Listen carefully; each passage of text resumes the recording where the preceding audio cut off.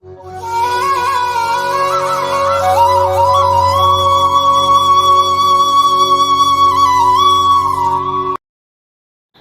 பக்தர்களுக்கு என் அன்பு வணக்கங்கள். ஓம் சாய்ராம்.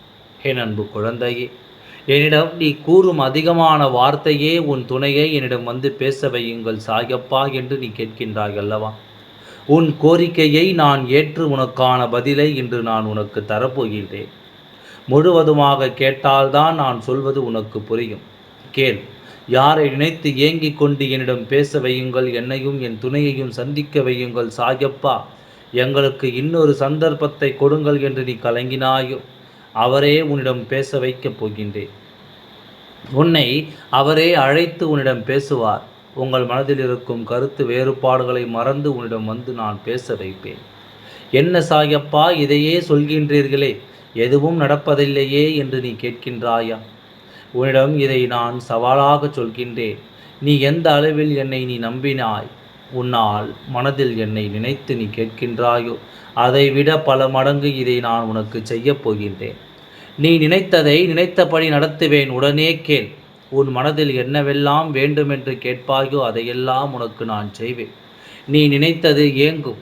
நீ நினைத்து ஏங்கும் அந்த உறவு எதுவாக இருந்தாலும் சரி, அது அண்ணனோ தம்பியோ அக்காவோ உன் உடன் பிறப்பாகவோ இல்லை உன் உயிரான உறவாகவோ, அம்மா அப்பா நண்பன் இல்லை அண்டை வீட்டார், இதில் எதுவாக இருந்தாலும் உன் மனம் இயங்கும் உறவை உன்னிடம் நான் பேச வைப்பேன். இது என் வாக்கின் மீது ஆணையிட்டு சொல்கின்றேன். என் குழந்தையே, நீ நினைத்த வேண்டும் ஒன்று, நினைப்பதில் ஒன்று.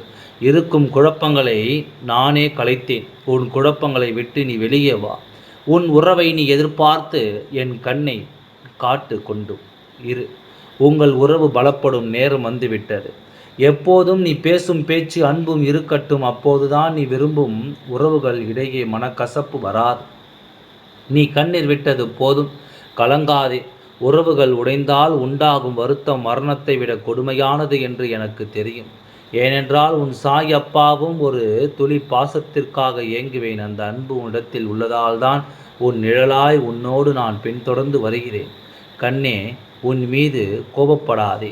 உன் சாயப்பா மீது கோபப்படாதே. பல தடைகளும் பல காலங்களும் தாமதமாக இருக்கலாம். அதற்காக உன் மனதை போட்டு வீணாக குழப்பிக்கொண்டு உன்னையே நீ வருத்தி கொண்டும் இருக்காதே என்று நான் சவால் விட்டு கூறுகின்றேன்.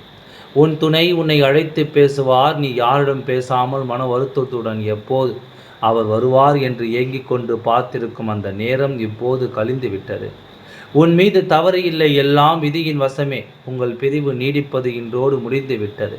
நீங்கள் ஒன்று சேரும் காலம் வந்துவிட்டது.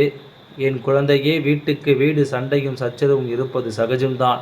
அதில் நீங்கள்தான் பொறுமையாக அதை அப்படியே விட்டுவிட்டு வேறு வேலையை பார்க்க வேண்டும். உன் கோபத்தை குறைத்துக்கொள். வீணான பேச்சை விட்டுவிடு. நான் சவால் விட்டு வருகிறேன். நீ யாருடன் பேச வேண்டும் என்று காத்து கொண்டிருந்தாயோ அந்த நபரை உன்னை தேடி உன்னை அழைத்து உன்னிடம் அன்பாக பேசுவார். நீ மகிழ்ச்சியோடு காத்திரு. உன் சாயப்பா உன்னோடு இருக்கின்றேன். உனக்காக ஒன்றை மட்டும் நீ செய்வாயா?